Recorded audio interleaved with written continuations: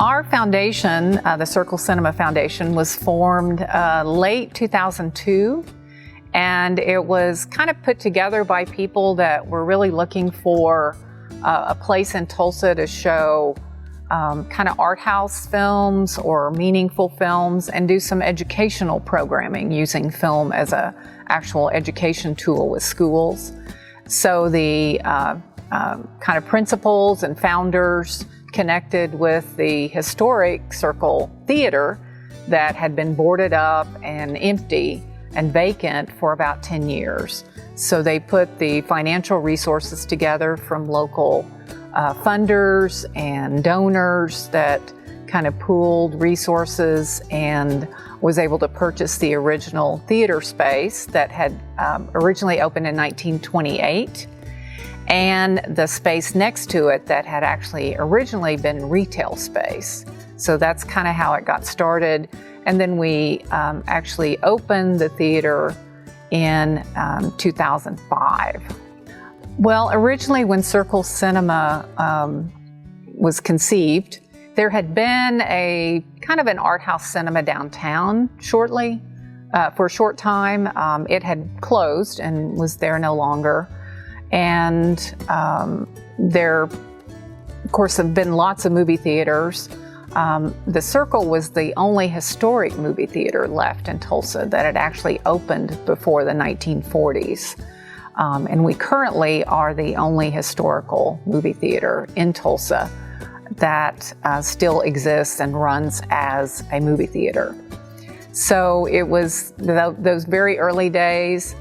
There wasn't any theaters in town doing kind of art house themed or using film as a educational tool. So it was sort of a pioneer. We were sort of a pioneer in that realm. And what's interesting though is I think it was maybe the 70s. Of course, none of us were involved at that time, but there was envisioning done and sort of proposals and ideas for the redevelopment of the Kendall-Whittier district, which is the area of town that we are in.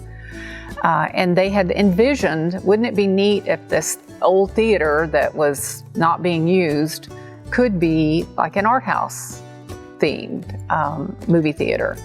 And it was sort of shown in drawings and conceptions of what the area could look like. So it's interesting to look back at some of those and see what people envisioned could happen and then see what actually did happen whenever we were able to open. We're all for people being entertained by film. I mean, going to the movies was kind of the only entertainment that a lot of people had in early days.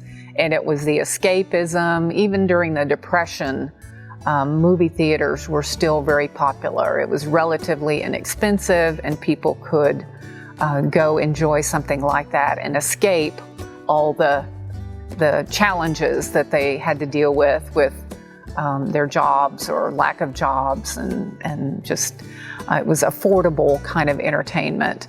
But it was also educational then too, with the newsreels and such that they used to show in movie theaters, where it was that people didn't have TVs, so you saw a lot of news coverage and information about what was happening in the world through these newsreels.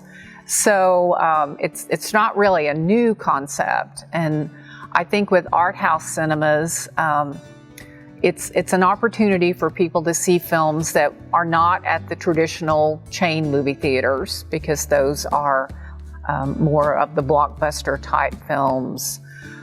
These are films that come from around the world, so there's an opportunity to enlighten people and expand their horizons with a foreign film or something shot in another country.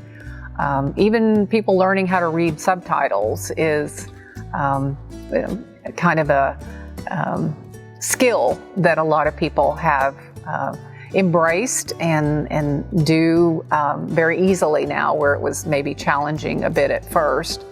And then with being able to be an educational offering, it's one thing to watch film on a TV or a computer screen or your phone or a tablet, or even in a classroom where there's a lot of stuff going on.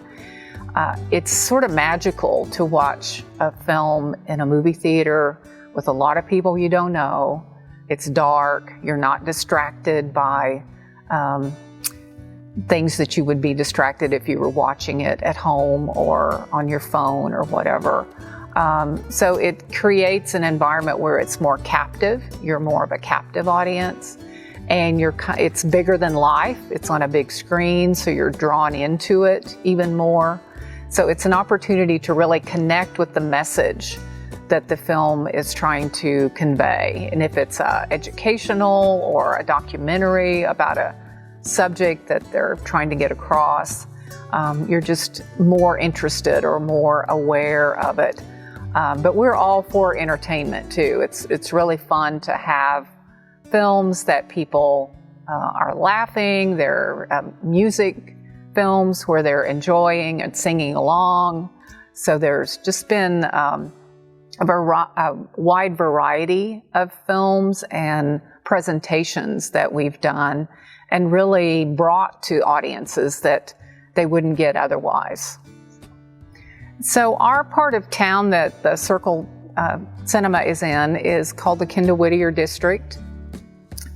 We are also on the original alignment of Route 66 as it came into Tulsa. It came into Tulsa on Admiral Boulevard and then came through this area. And so it has a lot of history to it, but going back to even the early days of Tulsa being settled, it was somewhat of a demarcation line with tribal lands. So it seems like our street, our Lewis Avenue and Admiral Boulevard, that are sort of our closest cross streets, have really served as distinguishing different segments of tribal land, as well as even later on. So I don't know if it's just something about this part of town, I guess. We're just directly east of downtown.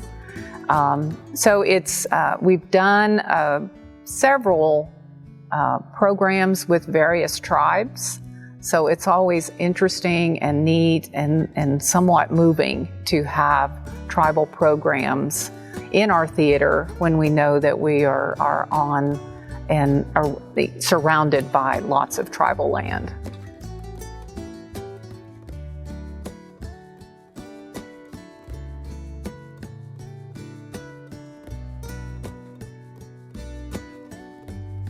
I think there's been a big movement within that's happened recently about Indigenous people telling their own stories, and that's something that we feel is very important, regardless of really anything. Like, I think the stories coming from the communities is very important. So we want to be a place, a venue for those films to happen, and that's been something that's grown recently, and we've been here to support it. I'm trying to go back as far and try to think of like the origins of like a lot of films that we probably saw growing up were, I would say in most part, white people telling Native stories, trying to interpret them, and not doing a good job. So like I was saying, I think it's important for Natives to tell their own stories. Our program, the Native Spotlight program that we offer, is one that we'll bring out a Native American filmmaker or Indigenous filmmaker and have them here to introduce and do a Q&A following the film, and then also tell their story, show their films, and really support that. I think for the most part, for me, I think what I hear feedback-wise when we do these programs is that people like seeing themselves represented authentically, and they like seeing these stories where they're like real people and they're not romanticized and all those kind of things. So as far as education, I think it's for the general public. I think for them to see Native American people as real people living real lives like everybody does is important. The Native Spotlight program for the last couple years has been sponsored by the Flint Family Foundation, and that's a Native-owned nonprofit. And she supported that program in the past, and then people have come out of the woodwork to help support it, just because they know it's important for these films to be shown. For me, I think it's important for people just to be here to see the stories, to hear people tell these important stories that need to be told. So being here, buying a ticket, interacting with the filmmakers that we bring is very important. So we travel to film festivals around the country, a lot of in Oklahoma, and then outside of there.